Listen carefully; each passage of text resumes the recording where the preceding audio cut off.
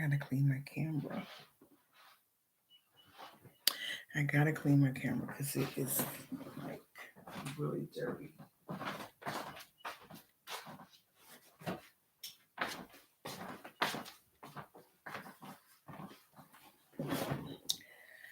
So hello, everybody. Hello. I'm here today. Hope everybody's having a great and awesome Sunday. I'm here because I'm here to talk about coping with life after death. So recently, February 12th, I lost my brother who suffered from congestive heart failure, kidney failure. And although he was sick, um, it was so many times that he was counted out and he fought a good fight. And even when they said he wasn't going to make it, he made it. Um, Even up to I mean, he did everything he wanted to do. He had his moments when he was down, but he did everything he wanted to do, except go on his upcoming cruise in July. So the last day um, leading up to his passing, he had the perfect weekend. Like he enjoyed the Super Bowl. We talked on the phone for 3 hours the Saturday before. And then Sunday, without even knowing, all of us had on pink. Um, Being in 3 hours away from each other, we all had on pink and we talked about that. And then Monday, he had a good day. Tuesday, he went to dialysis that morning. And normally, when he leaves dialysis, he's really, really like tired, ready to go to bed, don't have any energy whatsoever. But this particular Tuesday, he was in the best of spirits. Like he went and ate. Him and his wife had plenty of conversations. They laughed. He was the silly guy that he normally is. And I remember him sending out a picture text in our WhatsApp group app. And he said he was at dialysis and he couldn't wait to get out there so he can get him some grits, eggs, and sausage. So my baby was hungry. So anyway, he had the perfect day that Tuesday. And when he laid down Tuesday night, the last thing he said to his wife was that he loved her. And she loved him, which is normal because they were very happily married, and they enjoyed each other. And I must say that I have the best sister. I'm not going to even say sister in law. I have the best sister. But anyway, he laid down and yeah, I guess God said it was, he had done fallen long enough and it was time to come home. So I guess you're saying if he had went through all that, then I should be okay with his transitioning. But the truth of the matter is, I'm not. Like I'm really struggling, um, coping with my brother's passing. Now, this it's going to be several parts to this. Um, it's going to be several parts to this story because I'm gonna have to take it way back to be able to cope with it myself. I probably need grief counseling, but I don't know. For right now, I'm gonna try my YouTube channel and see what I get from other people comments and advice and see how we go there. So we first gonna start off that my brother Marlon Antoine, not Antoine, Anton, Antawn, Fed Sr. was born September 24th, 1972. The following year, I came December 19th, 1973. So as you see, we wasn't that too far apart. And we were close, very close. When I say close, we were close for 289 years of our childhood growing up. We were together, inseparable. When you seen him, you seen me. Now we shared the same mother and father, but we also had some siblings that my dad had by his first wife. Um, and there was 6 of them. So altogether, it was 8 of us. Let me make sure I got that right. It was John Jr., Michael, Louise. It was 6 of them. Okay, so um, me and Marlon, we was together our entire lives. Like we were like frick and frack. I'm the one that got him in trouble all of the time. Like I would use him to do all my spiteful, dirty stuff, and he was what you would consider the perfect brother, the perfect son. The only thing he was really guilty of growing up was being a class clown. That's the most he got in trouble about was being a class clown. Me, on the other hand, that's a whole different conversation and a topic for another day. But anyway, um, during the summers, he came to South Carolina, and I would always go to Philadelphia. Um, he came to be with my dad's people, and I always went to be with my mom's people until 1986. My mom and dad made the decision to move to South Carolina permanently. So let me go back. We were both born and raised in Brooklyn, New York until 1986 when I moved. He moved to South Carolina in 85 and I moved in 86. My mom moved in 87 and my dad made the final location change, moved to South Carolina in 88. Yeah. So anyway, the family of 4 finally moved to his birthplace, which was Sherrard, South Carolina, in 88. Um, so yeah, we were inseparable. Like I said, I would go to Philadelphia and he would come here to South Carolina. Now, my grandmother, Marlon was everybody's favorite, okay? Because he was so humble and he didn't do anything. He didn't drink, he didn't smoke, he didn't party. And when he did party, it was because I had to use him to get out myself. So I would the only way I could go out was if he went. So I always talked him in to going out. And he hated it. He hated it. And then when I got out, I would leave him my fast tail. I would leave him and go somewhere else. And yeah, he would have to stay there looking crazy because he didn't really do those things. That was me. So anyway, we had the best relationship. Okay. So now we're gonna jump in a little bit. Um Marlon was the type of guy that he always wanted peace. He wanted peace between families. He wanted peace between siblings. He wanted peace between cousins. He wanted peace between co-workers. He wanted peace in the church. He wanted peace in the household. He was always, always, always about peace. And I was the ratchet, turn up, didn't care, forget you, I'm not kissing your butt. That was me. So we're going to jump forward because in this story, I'm probably going to be going back and forth, back and forth, back and forth.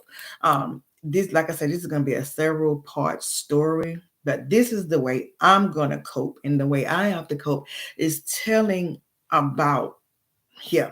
And then we'll go on to see why it's so difficult to cope without him.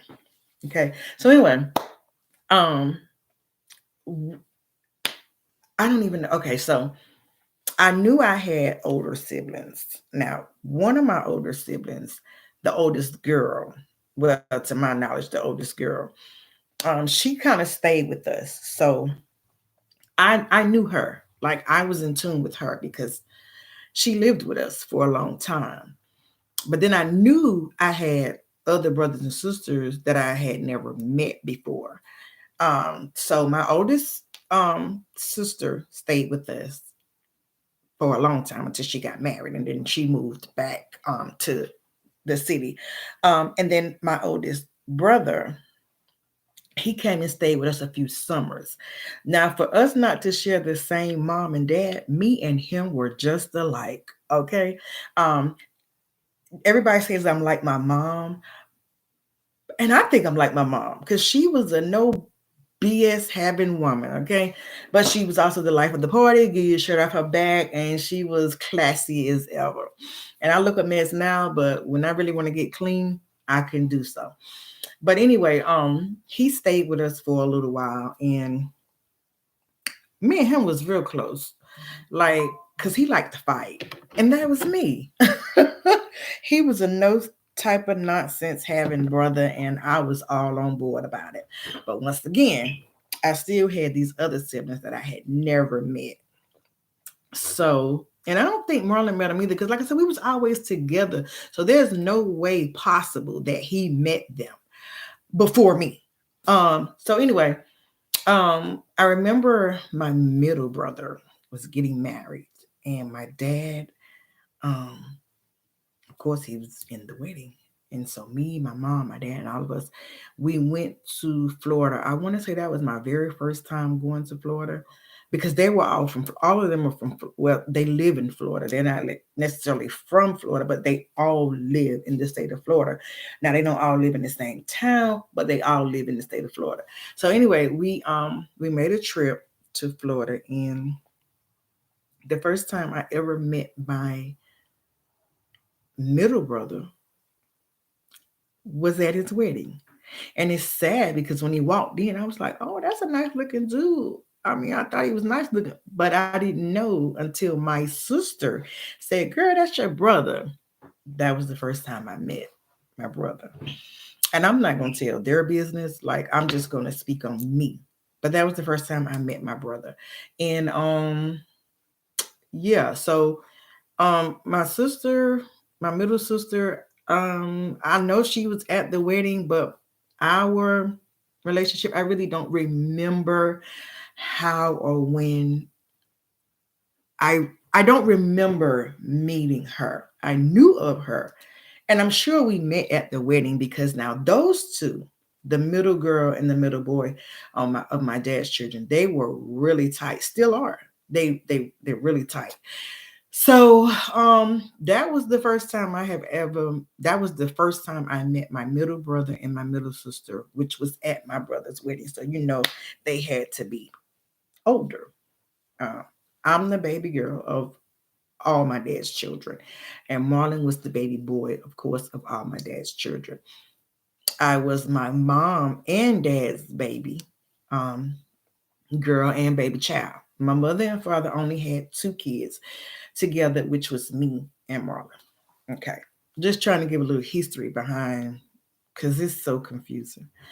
It's those family secrets, baby, that'll mess your whole world up. But anyway, so um our relationship, um, I don't know, because my attitude is so, if you don't really want to fool with me, I'm not gonna fool with you. I'm definitely not gonna run you down. I'm definitely not gonna kiss your tail. That's my attitude. Versus Marlon attitude was, well, no matter how much people turn me away, I'm gonna keep going, because I'm gonna keep showing up. I'm gonna keep, because I'm gonna make them love me. Well, I'm not gonna do that. I'm just not. So here we go. Um, so we never really had the middle ones and the baby boy of my dad's. We never really had what you call a sibling relationship. Okay.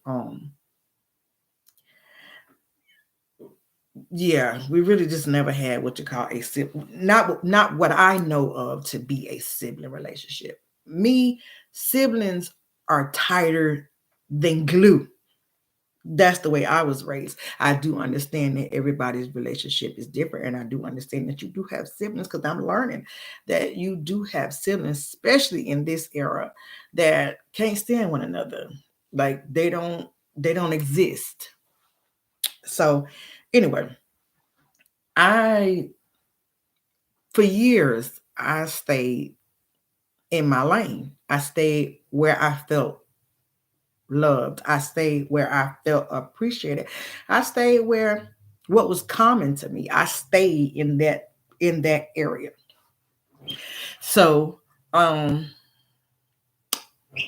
oh, like I said, I'm jumping all around, but this is what I guess this would be what you call a mental health session, I guess. So anyway, my oldest sister, the one that stayed with us, she followed us here. Of course, she came to South Carolina, where she was actually born, I think. Yeah, I think she actually born in South Carolina, but she came back with us when we decided to relocate. And she met a man and she got married and she had no, I think she had the baby.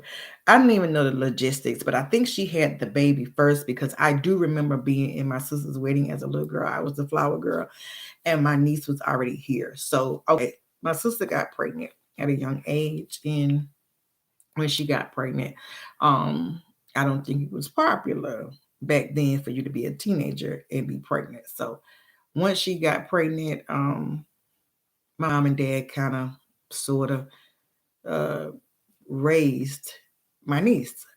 Then once my sister got married, her and her husband moved back to the city, and my niece that continued to stay with me, Marlon, my mom, and my dad. Um, like I said, we all know she was our niece. We knew that was our sister's child, but she was raised in the household with us, and we had such a connection to that little girl. Um, we were little, but she was littler than us, and my mom and dad they spoiled her, and so yeah, we had a great connection with her, and that connection grew into something so unique and special. So every time you saw Marlon and me, you saw what he would call his grit. That was her nickname. He called her grit. Now, where he get that name from, I have no clue, but that was his grit. Even now, as an adult, even to his last moments, February 12th, um, that was his grit. Like, hey, grit, that was his grit. So we all stayed in the house. We like I said, we had a great connection. We had a great connection.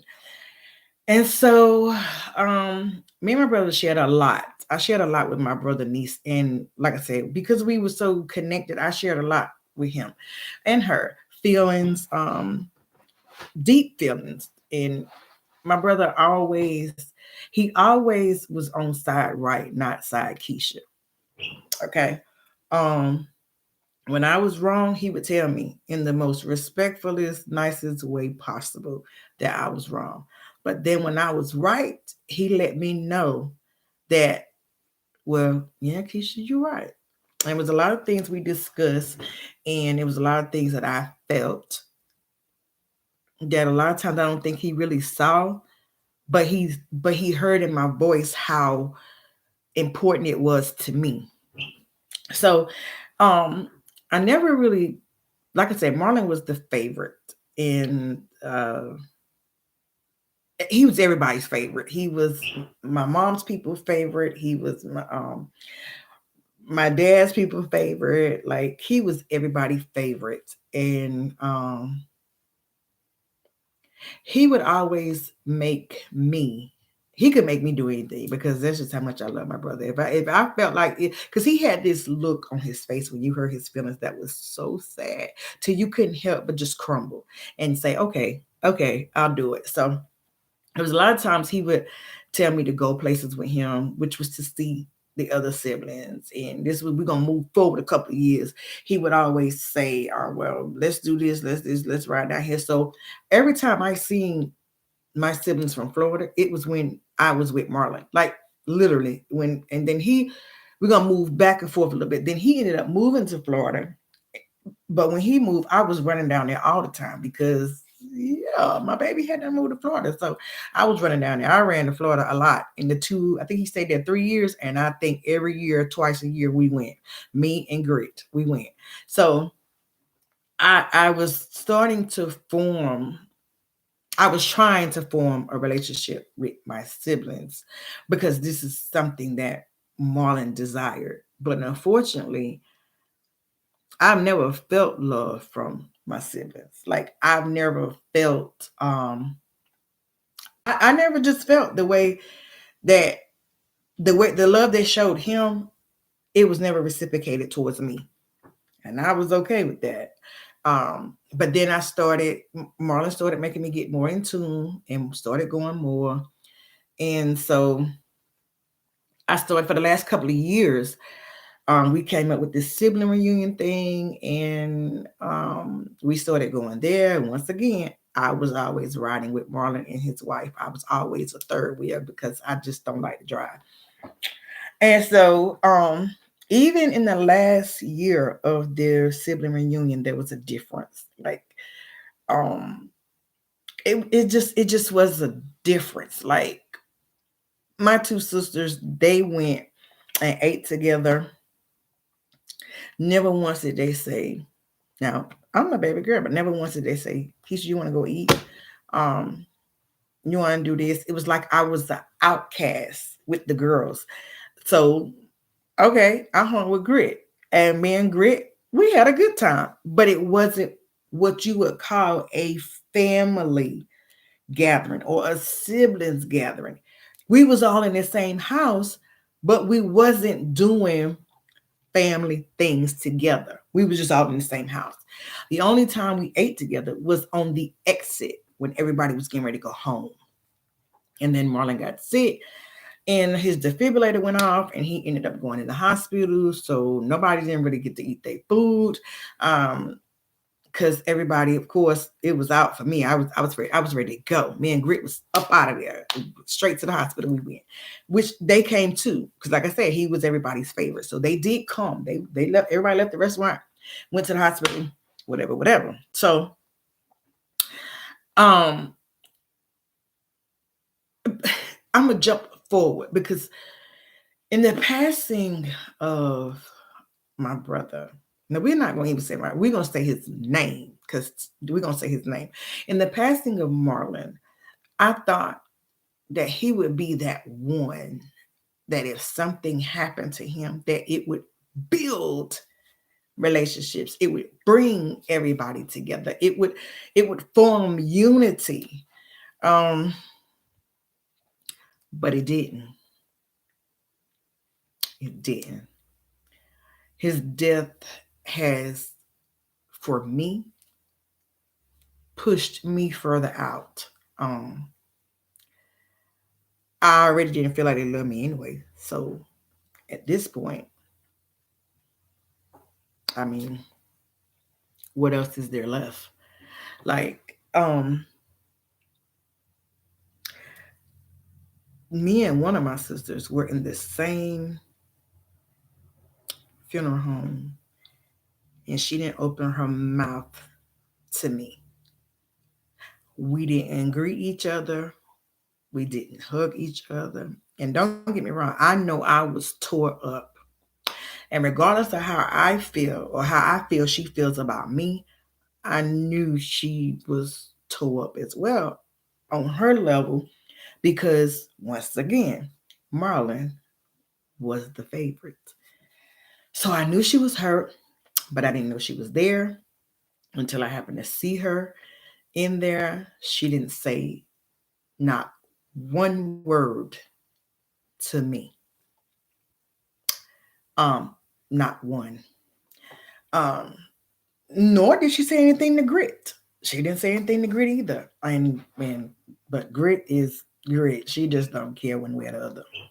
And I'm tough, and I say I don't care, I don't care, I don't care. But for the sake of Marlon, it's funny because I told him this. I literally told him that if something ever happens to you, they'll probably never look at me anymore. They probably won't speak to me. I probably will never see them people again. And you know what he said? He should don't think like that. No, it won't, baby. No, despite what you think, baby, they do love you. You know, everybody just don't show love the way you show love. That's Marlon for you. Of he always had a way of making things sound, quote unquote, sound better. And I believed him because of who he was. And I said, well, maybe they've shared things to him that they just don't share with me. And I think I posted something on my YouTube the other day about people tell you to get over stuff, just get over it and move forward. And some things sometimes that's harder to do than people may think. Because I'm gonna go back, and this is gonna be my last clip for this story. We'll pick this back up on another day. But I gotta say this right here. Like I said, this story is gonna be all over the place. It's gonna be all over the place. Before, yeah, it's gonna go all over the place. But I'm gonna say this right here. January of 2023, because we in 25. Okay. Um, it started in December. I had, and my birthday is in December. So right after my birthday, I had hung out with one of my friends, and we had got stone twisted. Okay, we had got stone twisted, and the next morning I woke up. I was sick as a dog, like literally. It wasn't like a hangover sick. It was like sick. So of course, we take everything to social media, like Facebook, boom, boom, boom. I ain't feeling good today, da da da da. So I took something. I took something, and I started to feel a little bit better after a few days. Okay, so of course, you updating Facebook because it's social media. So I'm updating and saying, okay, I'm feeling better. But then after I said I was feeling better, which was because I made myself get up and put on clothes and make myself look like something, I started feeling worse again. And this time it was affecting my breathing. Like I was really bad. And I remember talking to Marlon that day, and I said, he said, "Oh, baby girl," because that's what he called me, baby girl. He said, "Oh, baby girl, you sound horrible. You need to go to the doctor." Now, remind you, I had already went to urgent care, and they test me for COVID. They test me for the flu. I ended up testing positive for the flu. They gave me some medication, and she told me I was breathing. I was gasping for air to breathe, but she did some type of test, and she said the breathing was considered normal under the circumstances that I had the flu. So, okay, I went home, took my medication, came home. I was so sick, and I got in the bed. So I talked to Marlon that day, and I was telling him, and he said, "Oh, baby girl, you sound so bad." And I said, "Yeah." I said, "Well, I had everything," because I was gasping for air talking to him. And I said, "Well, I had myself checked, and they said I had the flu or whatever." He said, "Yeah, but you shouldn't be sounding like that. You hardly can breathe." I said, "Yeah, if I don't feel no better tomorrow, I'm gonna go to the doctor." He said, "No, baby girl." He said, "I know they did an echocardiogram. That's what they did." He said, "I know they did that, but you still need to go to the hospital and get checked out." And I said, "Well, I will if I don't feel no better." And he said, "Well, just do it for me." So when I got off the phone with him, I sat there for a few minutes longer, but the more I got up to try to move around, the more I could not breathe. So I kindly drove my little self right on to the hospital. And of course, once again, I posted that on social media as well. Once I got that I was getting ready to go to the hospital. Um, so I get to the hospital, and after several tests and everything, the doctor comes in and he said, "Hey, I know why you're having difficulty breathing. And unfortunately, we're gonna have to transport you to a bigger hospital that can cater to your needs and get you feeling better." So I was like, okay, so still not nervous. I was like, so I'm getting in the ambulance, and I called my son first, my husband, and then I called my brother in the ambulance. Ambulance. I might be saying it wrong, but y'all know what I'm saying. I called my brother, and he automatically gets on the phone and calls another brother and say, "Yeah, I'm reliving this conversation because I would never forget it." He's on the he. I don't know if he was on the phone. He was on the phone with the baby boy of my dad's, and well, I ain't gonna even go there. He was on the phone, and so he says, "Yo," he puts him in, and he says, "Yo, Keisha on her way to Keisha is on her way to the hospital." Um, in Florence because she can't hardly breathe, and they found something in her test results that say she had fluid building up in her heart or whatever, and they needed to get her to Florence, which is a hospital that's way bigger and to could cope with what I had going on. So my baby brother says, now remind you, These are the same siblings that whenever Marlon cough, they drive from Florida up here. And I'm good. I'm happy about that. Whenever he coughed, if that joker went in the hospital, baby, they was on the road, okay? Driving, getting up here to see him. So one thing for sure, two things for certain, and one thing I know for sure is not they loved Marlon Fed. Okay, now they might not fool with me, but they loved Marlon Fed. Okay, so anyway, hold on just a minute, y'all.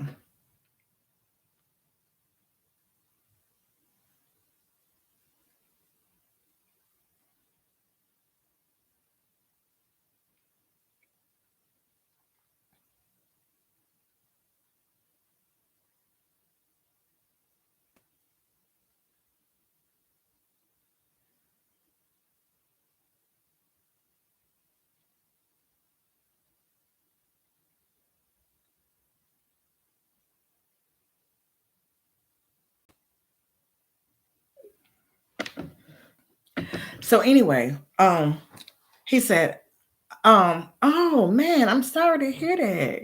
And he said, Key, I hope you feel better, man. I'll be praying for you. That was it. So knowing Marlon like I know him, when he called one, he reached out to all of them to let them know what was going on with baby girl. So once I got to the hospital, I was seen by the doctor. They was waiting on me when I got there. I was seen by the doctor. Once again, I was by myself. My husband was following the ambulance, I think, and my son came later. Grit came like that. And Marlon did not come because Marlon already suffers from congestive heart failure and he had a lot of medical conditions going on, and I definitely did not want him around me because I had the flu and his immune system was very weak. So but he called every day to make sure everything was going good. So anyway, once the doctors came in, I was told that I had to now remind you when they came in prepping for emergency surgery. Miss Lee, you got to have emergency surgery. And as they were prepping me, moving me over to one bed while they were talking. I had no time to react. I had no time to discuss. I had no time to nothing. They were pushing, talking at the same time. There was no choice of saying, well, I don't want it. Okay. Well, it was if I wanted to die. But of course I didn't. So Marlon was told, I went into emergency surgery. They told me that I was going to go through the surgery. They was going to drain the fluid. I was going to go back to my room. I was going to stay in recovery for a couple of hours. I was going to go back to my room and I'll be home in a couple of days. Well, it went nothing like that. Now, I don't know once they got inside, did they see something that required extensive work or more, whatever. But your girl stayed in, when I came out of surgery, I was in some excruciating pain that they said, the doctors and the nurses, that there was no amount of pain medicine that they could have gave me, that everybody that goes through this procedure comes out with the same reaction. I was in excruciating pain. I stayed in ICU for 4 days and I stayed in the hospital for 14. Okay. Now here's where it really gets funny. I got released after the 14th day. And that was on my way home. I got a text from my oldest sister saying, I heard you was in the hospital. I'm gonna call you when I get a chance or something like that. I'm not sure. And I said, well, I'm on my way home. I was released today. I'm on my way home and I'll talk to you later because I was cut and I really didn't want to talk, especially when I hadn't heard from y'all. And I hadn't heard from none of y'all except Marlon and Grit. So then one of my brothers didn't even call, never did call me. They text me after a week I had already been home. So I was in there for 14 days. I was home for 7. And then I received a text message saying, I don't do social media. Because once again, this was on social media.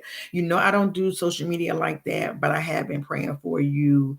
Okay. So I'm gonna be honest. At that time when I saw that text, I don't even think I respond because I'm your sister. Like I remember a time, and I'm not saying tit for tat, but I remember a time when they were sick, and I found out through Marlon. I called immediately.